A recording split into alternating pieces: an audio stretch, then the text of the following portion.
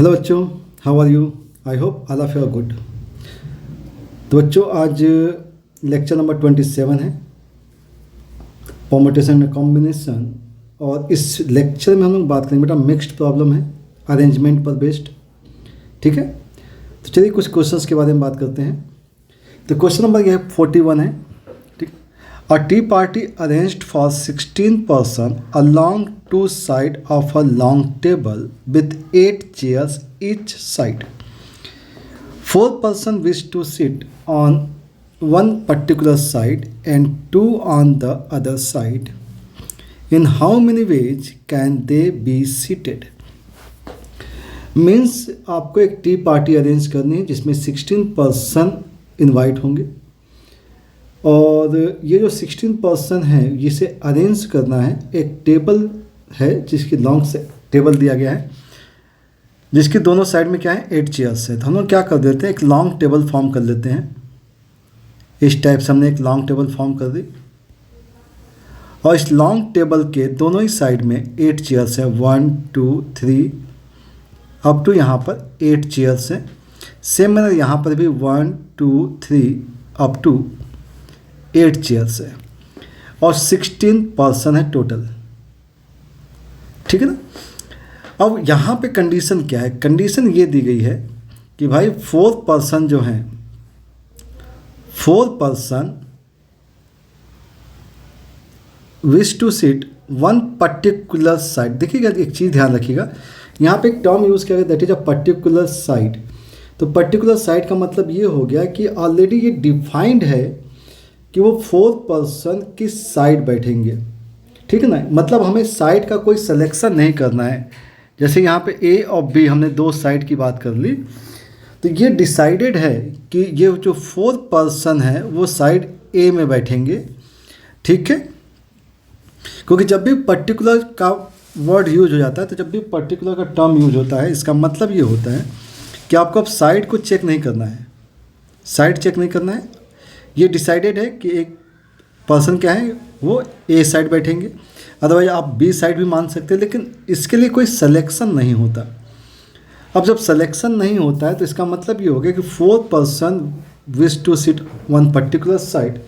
तब 4 पर्सन अगर इस साइड में बैठ रहे हैं, ठीक है ना, एक साइड पे 4 पर्सन बैठ रहे हैं, ठीक है, तो अब हमारे पास टोटल सीट्स 8 है। टोटल सीट्स 8 है, और 8 में से मुझे 4 सीट चाहिए। ठीक है ना, 8 में से 4 सीट चाहिए। तो हमारा काम ये है कि भाई पहले 4 सीट का सिलेक्शन कर लीजिए और उन 4 पर्सन को बैठा दीजिए। ये वन साइड की बात हो रही है, ठीक है ना। देन बात ये हो गई है कि भाई एक जो 4 पर्सन है, ये 4 पर्सन किसी एक साइड में बैठेंगे। तो ये जो 2 person, 2 on the other side, तो जो 2 बंदे हैं ये बी साइड में बैठेंगे। तो अब बी साइड में कितनी सीट्स हैं? 8 सीट्स हैं। अब 8 से कोई 2 सीट का सिलेक्शन किया और वहाँ पे हमने इन 2 बंदों को बैठा दिया। अब होगा क्या? अब होना ये है कि भाई रिमेनिंग पर्सन बचे कितने? रिमेनिंग पर्सन बच जाएंगे। देखिए 4 का अरेंजमेंट हो गया है, 6 का 2 का अरेंजमेंट हो गया, 6 पर्सन का अरेंजमेंट हो गया। अब रिमेनिंग सीट्स हैं हमारे पास 10। रिमेनिंग सीट्स 10 पर्सन 10, तो 10 पर्सन का अरेंजमेंट 10 फैक्टोरियल हो जाएगा। ठीक है ना। तो अगर अब हम इसे कैलकुलेट कर ले तो 8C4 का मतलब हो गया 8 फैक्टोरियल डिवाइड बाई 4 इंटू में 4 factorial into 8 factorial divide by 2 factorial 6 factorial into 2 factorial into 10 factorial. यहाँ से 2 कैंसिल हो गया, यहाँ से 4 कैंसिल हो गया। तो ये जो हो जाएगा, ये हो जाएगा 8 फैक्टोरियल डिवाइड बाई 4 फैक्टोरियल, और ऐसा भी लिख सकते हैं 8 फैक्टोरियल का स्क्वायर लिख सकते हैं, इंटू में 10 फैक्टोरियल हो सकता है, और ये 4 फैक्टोरियल 6 फैक्टोरियल। ठीक है ना। तो इस टाइप से हम काम कर सकते हैं। इसे लिख सकते हैं 10C4 इंटू 8 फैक्टोरियल का स्क्वायर। तो इस टाइप से भी इस सिस्टम को लिखा जा सकता है। ठीक है ना। तो आई थिंक आपको बात समझ में आ गई होगी अच्छे से। ठीक है, ओके। तो नेक्स्ट क्वेश्चन के बारे में बात कर लेते हैं बेटा। नेक्स्ट क्वेश्चन देखते हैं। क्वेश्चन है all possible number are formed using the digits 1 1 2 2 2 2 3 4 4 taken all at a time the number of such number in which odd digits occupy even places. मतलब क्या है, ऑड डिजिट्स को क्या करना है, इवन प्लेस पे प्लेस कर देना है। और जब प्लेसिंग की बात आती है तो हम लोग ये सारे के सारे नंबर्स को देखते हैं कि भाई हमारे पास नंबर्स कितने हैं। हमारे पास 1 1 2 टाइम्स आया है, 2 आपका 4 टाइम्स है, 3 है और 4 2 टाइम्स है। ठीक है ना, तो हमारे पास नंबर्स कितने हैं भाई, नंबर्स चेक कर लेते हैं। तो नंबर्स चेक करते हैं भाई, 1 2 2 4 टाइम्स, 3 और 4 2 टाइम्स। टोटल नंबर्स है हमारे पास 1 2 3 4 5 6 7 8 9, 9 प्लेस हैं आपके। टोटल प्लेस कितने हैं, 9 प्लेस हैं। हमें करना क्या है, इवन प्लेस के बारे में बात करें तो इवन प्लेस कौन सा है भाई, एक प्लेस ये है, ये प्लेस, ये प्लेस और ये प्लेस। 4 प्लेसेज हैं इवन प्लेस, तो there are 4 even places and 4 even place है। और हमें क्या करना है, और डिजिट्स को लगाना है। तो और डिजिट्स कितनी भाई, 1 1 3, तो 3 और डिजिट्स हैं। कितने और डिजिट्स हैं, 3 और डिजिट्स हैं। अब अगर 3 और डिजिट्स हैं, 4 इवन प्लेसेज हैं, तो 4 प्लेस 3 डिजिट। तो हमारे पास को कितनी सीट चाहिए, एक्चुअली 4 प्लेस का मतलब 4 सीट्स हैं और हमारे पास पर्सन कितने हैं, 3 पर्सन है, 3 और डिजिट्स हैं। तो पहला काम करेंगे 3 प्लेस का सिलेक्शन, 3 प्लेस सेलेक्ट। तो 4 C3 और इनका जो अरेंजमेंट होगा 3 और डिजिट्स, तो 3 और डिजिट्स है हमारे पास 1 1 3, तो इनका अरेंजमेंट होगा 3 factorial divide by 2 factorial. Means अब हो क्या गया कि 3 प्लेस पर सीटिंग अरेंजमेंट हो गई। सपोज दैट ये प्लेस ऑक्युपाइड हो गई, ये प्लेस ऑक्युपाइड हो गई, ये प्लेस ऑक्युपाइड हो गई, तो रिमेनिंग सीट्स कितनी बचेंगी, रिमेनिंग सीट्स। अब 3 नंबर्स चले गए हैं, 9 प्लेस थे तो 6 नंबर्स, 6 प्लेस एंड 6 डिजिट्स। अब 6 प्लेस पर 6 डिजिट का अरेंजमेंट, अरेंजमेंट कितना हो जाएगा भाई, अरेंजमेंट हो जाएगा आपका 6 फैक्टोरियल डिवाइड बाई ये 4 और ये 2। ठीक है ना, तो ये जो केस बनेगा वो बनेगा आपका 6C2। 6C2 की वैल्यू आ जाती है 15। कितने केस आ जाएंगे, 15 आ जाएंगे। तो हमारा जो टोटल केस बनना है, टोटल केस जो बनेंगे वो बनेंगे आपके 4C3 मतलब 4, 3/2 का मतलब हो गया 3 और ये हो गया 15, और 15 3 जा 45, 4 जा 180, तो टोटल केस हमारे बनेंगे 180। ठीक है, तो इस टाइप से इन नंबर्स का अरेंजमेंट होगा। ध्यान रखिएगा 7 लेटर वर्ड के, सॉरी 9 लेटर वर्ड के, 9 डिजिट नंबर के बारे में बात हो रही है। ठीक है ना, 9 डिजिट नंबर के बारे में बात हो रही है। ओके, चलिए नेक्स्ट क्वेश्चन के बारे में बात करते हैं। 3 digit number which 100 place digit is greater than other 2 digits. 3 digit number है, चलिए तो 3 डिजिट नंबर के बारे में बात कर लेते हैं। तो हमारे पास कोई यूजिंग डिजिट है क्या, नहीं, तो यूज क्या कर सकते हैं, यूज डिजिट 0 to 9 तक की डिजिट्स। 3 प्लेस है बेटा हमारे पास, 3 डिजिट नंबर है तो 3 प्लेस है। ये suppose that x y z है, तो हम x की जो प्लेसिंग कर सकते हैं वो 1 कर सकते हैं। ये 100 प्लेस नंबर है, 100 प्लेस नंबर की वैल्यू 1 हो सकती है क्योंकि 0 हो नहीं सकता है 100 प्लेस पर, क्योंकि 3 डिजिट नंबर है। तो अगर x की वैल्यू 1 है तो y एंड z की पॉसिबल वैल्यू क्या हो सकती है, y एंड z की पॉसिबल वैल्यू, तो y z की वैल्यू 0 हो सकती है, ये 0 हो सकती है। तो इसका तरीका क्या हो सकता है, 1 वे होगा। अगर x की वैल्यू 2 है तो y की वैल्यू भी 0 1 हो सकती है और z की वैल्यू भी 0 और 1 हो सकती है, मतलब 2 स्क्वायर वेज, क्योंकि भाई 0 2 0 1, यहाँ पे 2 वेज, यहाँ 2 वेज, तो टोटल वेज कितने हो जाएंगे, 4 वेज हो जाएंगे। अगर x 3 हो जाएगा तो y की वैल्यू 0 1 2 हो सकती है, z की वैल्यू 0 1 2 हो सकती है, मतलब 3 वेज यहाँ और 3 वेज यहाँ, तो 3 स्क्वायर वेज। ऐसे ही अगर x की वैल्यू 9 हो जाए तो y की वैल्यू जो होगी 0 1 2 अप टू 8 तक जाएंगे, जेड की वैल्यू भी 0 से लेकर के 8 तक। तो टोटल यहाँ पे वेज आएंगे 9 और यहाँ आएंगे 9, तो 9 स्क्वायर। तो कंडीशन कितनी बेटा, टोटल वेज कितने, टोटल वेज कितने आएंगे। अब देखिएगा इसके लिए 9 स्क्वायर, तो बेटा 1 स्क्वायर है, 2 स्क्वायर है, 3 स्क्वायर है, अप टू 9 स्क्वायर है। तो सम ऑफ 9 मतलब स्क्वायर ऑफ का सम निकालना है। तो फॉर्मूला क्या होता था हमारे पास, फॉर्मूला होता था n+1 2n+1 डिवाइड बाई 6, और n की वैल्यू है 9। तो ये हो गया 9, ये हो गया 10, और ये हो जाएगा 9 2 18 + 1 19 डिवाइड बाई 6, 3 हो जाएगा 2 टाइम्स, ये हो गया 5, तो ये हो गया 15 × 19, ठीक है ना। तो 15 9 जा 135 और 15 1 तो 285। सो आंसर क्या आ जाएगा बेटा, 285 केस फॉर्म हो जाएंगे। ओके, नेक्स्ट बात कर लेते हैं। नेक्स्ट क्वेश्चन है 6 digit number having property that every succeeding digit is greater than the preceding digit. 6 digit number है। ओके, तो 6 डिजिट नंबर के लिए क्या करना है भाई, अपने को मालूम तो है नहीं। अब यहाँ पे बात की गई एवरी सक्सीडिंग डिजिट की बात की गई है, तो हमें डिजिट पता होनी चाहिए। तो let number B x1 x2 x3 x4 x5 x6। अब ये 6 डिजिट नंबर है। कंडीशन क्या है, कंडीशन है हमारे पास कि भाई x1 की जो वैल्यू है सक्सीडिंग डिजिट x2 से छोटी, x3 x4 x5 और x6, ये कंडीशन दी गई। Succeeding digit is greater than preceding digit, ठीक है ना। तो करना क्या है, तो करना हमें ये है। तो अब हो क्या सकता है, हो कि ये सकता है कि भाई जो x1 की जो वैल्यू है फर्स्ट प्लेस है, फर्स्ट प्लेस सबसे स्मॉलेस्ट है, ये स्मॉलेस्ट है।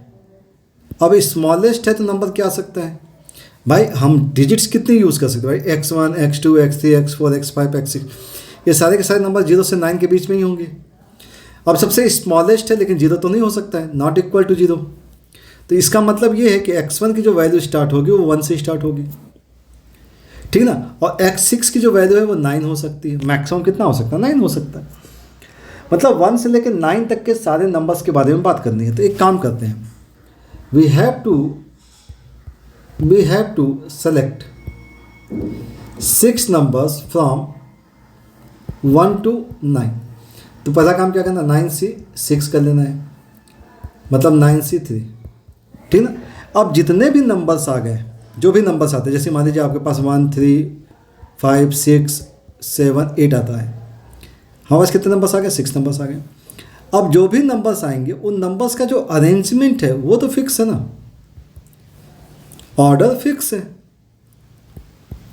अगर ऑर्डर फिक्स है तो वो नंबर्स तो एक ही बनेगा आपका, ठीक है ना। तो केवल यहाँ पे इंपॉर्टेंट क्या है, सिलेक्शन। तो इसका आंसर क्या आएगा, 9C3 आएगा, ठीक है। बात समझ में आ रही है, ठीक है। नेक्स्ट क्वेश्चन देख,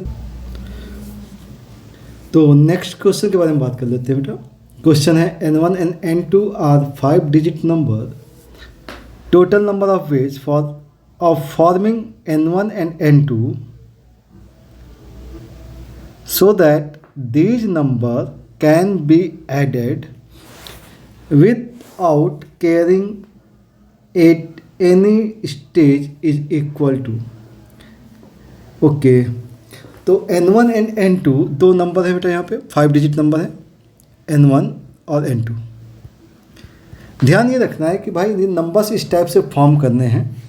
जैसे मान लीजिए हमने नंबर ले लिया 2 3 4 5 6, तो अगला जो नंबर आएगा यहाँ पे 6 के नीचे यहाँ पे आप 3 ले सकते हैं, 2 ले सकते हैं, 1 ले सकते हैं, 0 ले सकते हैं। आप 4 नहीं ले सकते हैं। 4 अगर लेंगे तो 6 + 4 10 हो जाएगा, और 10 हो जाएगा तो आपके पास 1 कैरी पास हो जाएगा, ठीक है ना। बात समझ में आ रही है। मतलब जो नंबर्स हैं वो इस टाइप से हमें अरेंज करने हैं कि यहाँ पे कभी भी किसी भी केस में कोई भी कैरी मतलब पास ना हो। ओके, तो अब ऐसे नंबर्स कैसे निकाले जाए? तो ऐसे नंबर्स निकालने के लिए कुछ काम करना पड़ेगा। तो देखा जाए, सपोज दैट बेटा, लेट आपके पास जो n1 नंबर है वो है x1, x2, x3, x4, x5, ये नंबर है। ऐसे n2 जो नंबर है वो है y1, y2, y3, y4, y5। अब हमें हर एक नंबर्स के बारे में बहुत डिटेल बात करनी पड़ेगी कि भाई इन नंबर्स को अगर हम ऐड करें तो कभी भी कैरी ना आए। एक चीज़ ध्यान रखिएगा कि यहाँ पे x1 एंड y1 की वैल्यू 0 नहीं हो सकती। अगर 0 हो जाएगा तो वो 5 डिजिट नंबर तो नहीं बनेगा। ठीक है, चलिए तो सीक्वेंसली काम कर लेते बेटा कि अगर मान लीजिए आपके पास x5 की वैल्यू आपके पास 0 हो जाती है, x5 0 हो सकता है, तो उस केस में y5 की वैल्यू क्या हो सकती है? y5 की वैल्यू 0 से लेकर के 9 तक कुछ भी हो सकता है, मतलब 10 केस बनेंगे। ठीक है ना।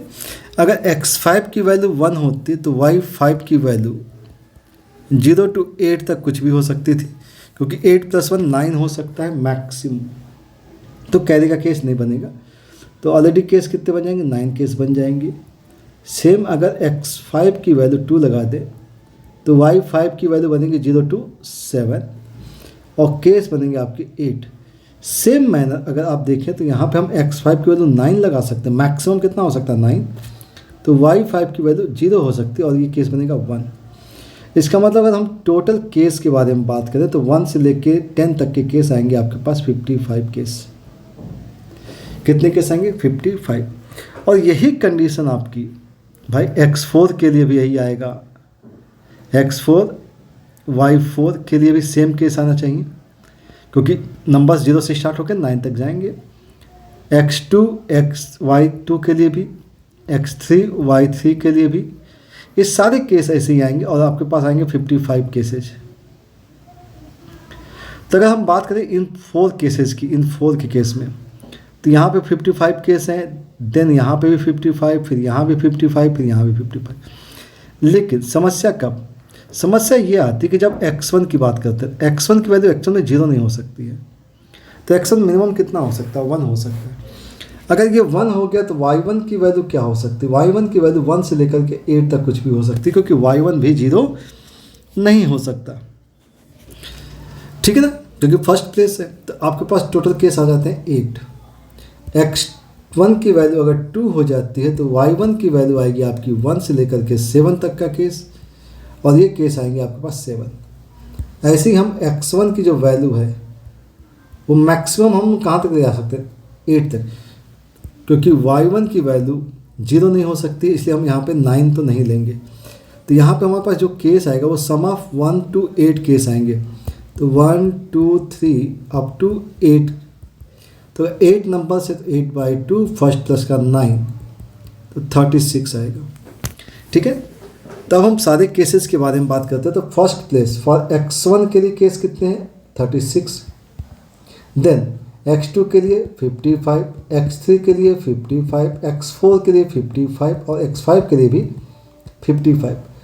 तो टोटल केस हमारे पास आएंगे 36 × 55⁴ केस। ये इस क्वेश्चन का आंसर आ जाएगा। ठीक है, बात समझ में आया है? बहुत अच्छा क्वेश्चन है, इस चीज़ को समझना पड़ेगा। और ऐसे ही क्वेश्चन डिफरेंस का भी आता है, जिसमें कि हम किसी से भी बारो नहीं करते हैं। तो जैसे सम किया है वैसे ही हम लोग बारो के बारे में भी बात कर सकते हैं। ठीक है, ओके। अब हम लोग नेक्स्ट के बारे में बात करते हैं। नेक्स्ट है the number of ordered pair mn where mn belongs to 1 to 50 such that 6m + 9n is a multiple of 5। Multiple of 5 की बात की गई है। तो आप देखो 6m है प्लस 9n है। तो पावर्स की बात जब भी होती है तो हम लोग करना क्या होता है बेटा? देखो सिंपल सा है कि भाई हमारे पास जो 6m है और m और n की जो वैल्यू है बिलोंग करती है 1 2 से 50 तक। तो हम चेक कर लेते हैं भाई कि 6 की पावर m की पॉसिबिलिटीज़ क्या हैं। m अगर 1 है तो 6 आएगा। हम बात करें बेटा मल्टीपल ऑफ 5 की, और मल्टीपल 5 का मतलब ये हो गया कि नंबर्स जो भी आएंगे उसके यूनिट प्लेस जो होगा 0 आएगा, अदरवाइज 5 आएगा यूनिट प्लेस। तो हम लोग जो बात करें बेटा यूनिट प्लेस की बात करें, किसकी बात करें? यूनिट प्लेस की। तो ये दिमाग में रखिएगा कि हम जो भी पावर्स के बारे में बात करें यूनिट प्लेस के बारे में बात करें। अच्छा ठीक है, तो m की वैल्यू का 2 लगा दिया तो 36 आएगा, 6 स्क्वायर 36, और 36 का यूनिट प्लेस 6। m अगर 3 लगा दिया तो आपके पास 216 आ जाएगा, अगेन 6 आएगा। इसका मतलब ये है कि आपके पास जो नंबर्स आएंगे, तो इस टाइप से एक चीज़ समझ में आ जाती है कि भाई m की वैल्यू कुछ भी लगा दें तो 6 की जो पावर है उसकी यूनिट प्लेस पे आपको क्या मिलेगा? 6 मिलेगा। 9 की पावर में चेक कर देते हैं, अगर n की वैल्यू क्या हो सकती है? n की वैल्यू अगर 1 है, n अगर 1 है तो आपको 9 मिलेगा। n अगर 2 है तो 81 आ जाएगा, 1 आ जाएगा। फिर n की वैल्यू अगर 3 है, n अगर 2 है, n अगर 3 है तो 9 का क्यूब 729 हो जाता, तो अगेन 9 हो जाएगा। ठीक है ना भाई? 9 का क्यूब क्या हो जाएगा आपका? 729 हो जाता। ठीक है, ऐसे ही इसका मतलब ये हो गया कि अगर n की वैल्यू 4 लगा दे तो आपके पास अगेन 1 आ जाएगा, और इस टाइप से चीज़ें रिपीट हो रही होंगी। ठीक है, अब हमें करना क्या है? इन दोनों का सम करना है। तो इन दोनों का सम पॉसिबल कैसे? तो भाई अगर हमने मान लीजिए 6 और 9 का सम किया तो काम बन जाता है, और आपके पास आ जाता है 15। ठीक है, तो यूनिट प्लेस पे क्या आ गया? 5 आ गया। लेकिन 6 और 1 का सम किया तो हमारे पास जो सम आता है वो 7 आता है, विच इज़ नॉट डिविजिबल। ठीक है ना? तो भाई ये डिविजिबल नहीं होगा।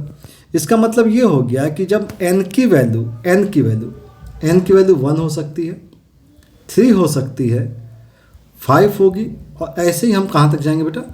49 तक जाएंगे। तो 49 तक के केसेज में क्या होगा कि आपके पास जो भी 9 की पावर आ रही होगी वो 9 आ रही होगी यूनिट प्लेस पर, और जिसका सम अगर हम निकालें तो काम बन जाएगा। अब हाँ, सम कब? भाई m की वैल्यू क्या हो सकती है? तो m की वैल्यू तो कुछ भी लगा दीजिए बेटा, m की वैल्यू कुछ भी लगाएंगे तो आपके पास क्या आएगा? 6 ही आएगा। ठीक है ना? तो प्रॉब्लम कहाँ पर है? n के साथ है। m की पॉसिबल वैल्यू क्या है? m की वैल्यू 1 से लेकर 50 तक कुछ भी हो सकती है। तो m की वैल्यू है आपके पास 50, n की वैल्यू है आपके पास 25, क्योंकि अल्टरनेट केस है। तो टोटल केस के बारे में बात कर लेते हैं, टोटल केस कितने बन सकते हैं? तो 50 यहाँ, 25 यहाँ। तो 50 और 25 का केस अगर देखें तो 15 5 जाए 125, 125 और 0। तो ये टोटल नंबर ऑफ केस बनेंगे, जबकि जो भी सम आएगा वो मल्टीपल ऑफ 5 आएगा। ठीक है, ओके, नेक्स्ट देखते हैं। लेटर ऑफ वर्ड इम्कॉट are arranged such that no two vowels are adjacent. No two vowels are adjacent, तो no two vowel का केस होता है तो ऑब्वियस सी बात हम लोग को पता है कि गैप मेथड होता है। क्या होता है? गैप मेथड होता है। तो गैप मेथड को कैसे सॉल्व करना है? vowels are not adjacent, तो हमारे पास vowels हैं E A O। तो हम क्या करेंगे? पहले प्लेस करेंगे, प्लेस MCT। MCT का अरेंजमेंट कितना हो जाएगा? 3 फैक्टोरियल हो जाएगा। गैप्स आ जाएंगे आपके पास 4। गैप्स कितने हैं? 4। तो 4 प्लेस हैं आपके पास, 4 प्लेस हैं या 4 गैप्स हैं? 4 गैप्स हैं। अब 4 गैप्स में आपको फिल करना है EAO, मतलब 3 लेटर्स। अब 3 लेटर्स का अरेंजमेंट होता है 4P3। ठीक है, और इसके बाद जो हमने पहले अरेंजमेंट किया हुआ है 3 फैक्टोरियल, तो 4P3 का मतलब हो जाएगा 4 फैक्टोरियल, मतलब 4 3 2 1, और 4 - 3 की वैल्यू 1 हो जाएगी, इंटू 3 फैक्टोरियल 6 हो जाएगा। आपके पास ये आ जाता है आपके पास 24 इंटू 6, तो ये हो जाएगा आपके पास 144। तो टोटल केस कितने आएंगे बेटा? 144 केस आएंगे। ठीक है ना? तो ये गैप मेथड का केस था। नेक्स्ट केस देखते हैं। The number of different arrangement of all the letter of word permutation such that any two consecutive letters in the arrangement are neither both vowels nor both identical। मतलब सीधा सा है कि भाई vowels भी adjacent नहीं हो सकते हैं और आइडेंटिकल लेटर्स भी एक साथ नहीं आएंगे।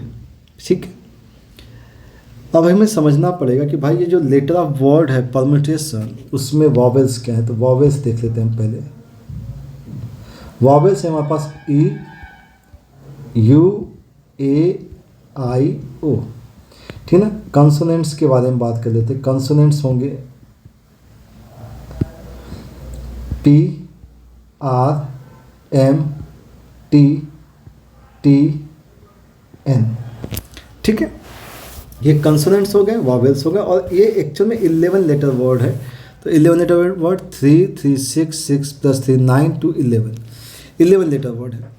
तो करना क्या है, तो भाई कोई भी साथ में नहीं होगा तो no two vowels are together का मतलब ये हो गया कि हम लोग एक काम करते हैं, इसको गैप मेथड से सॉल्व करते हैं। क्या करेंगे, गैप मेथड यूज़ करते हैं। अब गैप मेथड में यूज़ करना है तो करना क्या है, हम लोग एक प्लान करते हैं। हम लोग प्लान ये कर लेते हैं कि कॉन्सोनेंट्स को अरेंज कर लेते हैं। तो फर्स्ट क्या कर लेते हैं, अरेंज कॉन्सोनेंट, अरेंज कॉन्सोनेंट्स। अब कॉन्सोनेंट्स को अरेंज किया तो इस टाइप से अरेंज किया, P, R, M, T, T, N. अब इनका जो अरेंजमेंट होगा वो अरेंजमेंट होगा 6 फैक्टोरियल डिवाइड बाई 2 फैक्टोरियल। अब इसके थ्रू जो गैप्स बनेंगे वो 1, 2, 3, 4, 5, 6 एंड 7। तो देयर आर 7 गैप्स।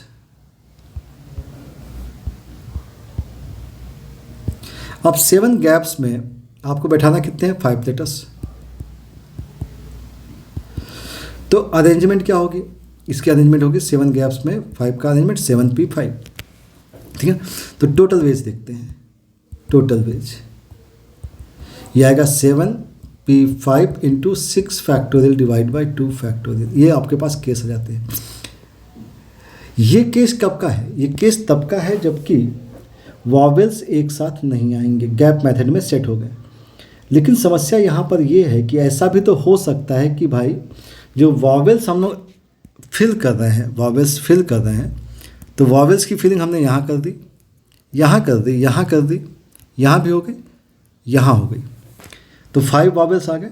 लेकिन ऐसे केस में क्या होता है कि टी साथ में आ जाएगा और टी को साथ में नहीं आना है। ठीक है ना। तो अब हम क्या करेंगे, reduce all those cases in which T are together, T साथ में आ जाएगा। तो अब हम क्या करेंगे, T एक साथ है, अभी भी बात वही है कि वॉवेल्स कहाँ जाएंगे, वॉवेल्स गैप में ही जाएंगे। तो हम क्या करते हैं, देखो P, R, M, T को हम लोग एज अ 1 यूनिट मान लेते हैं और N कर देते हैं। ठीक ना, क्योंकि ऐसे भी तो केस बने होंगे। ठीक ना, ऐसे भी केस बने होंगे।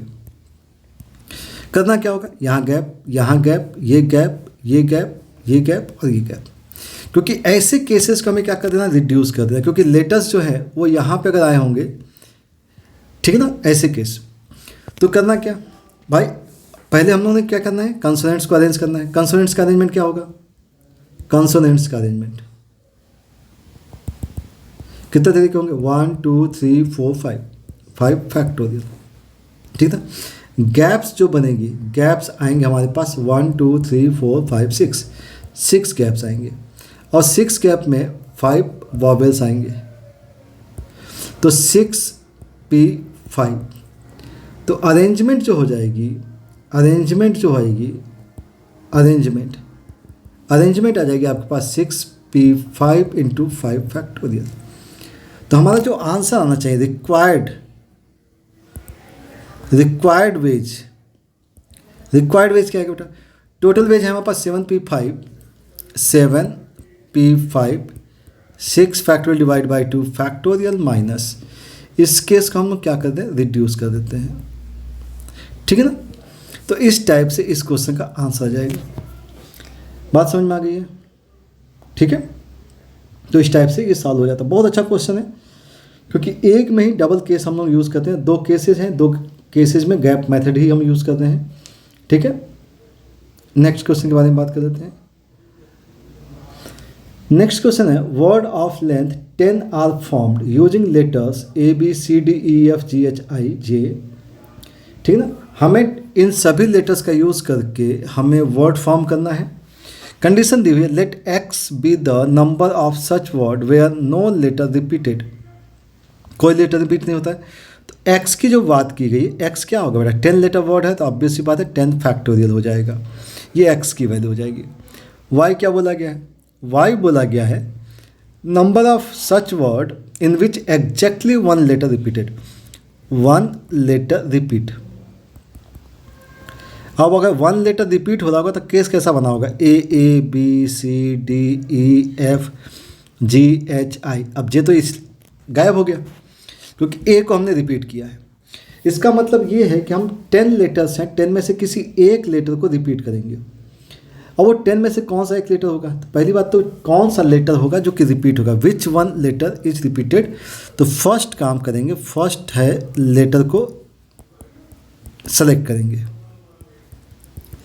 तो हमारे पास 10 लेटर्स हैं, 10 में से किसी एक लेटर को सेलेक्ट करना है, बाकी को रिजेक्ट कर देना है। तो 10 से 1 लेटर का सिलेक्शन हो गया। ठीक है ना, बात समझ में आ गई, 1 लेटर का सिलेक्शन हो गया कि भाई हम इस लेटर को रिपीट करेंगे। अब एक काम कर सकते हैं, अब जो लेटर्स हमारे पास हैं एक काम कर सकते हैं, 10 लेटर्स में से एक लेटर को सिलेक्ट किया है जिसे रिपीट करना है। तो एक काम करें, ऐसा ना करके अब अपोजिट काम करते हैं, फर्स्ट लेटर का सिलेक्शन करते हैं। तो हम क्या कर देते हैं कि 9 लेटर्स जो हैं, जो डिफरेंट लेटर्स हैं उसके बारे में बात करते हैं। 10 से हमने 9 लेटर्स का सिलेक्शन कर लिया।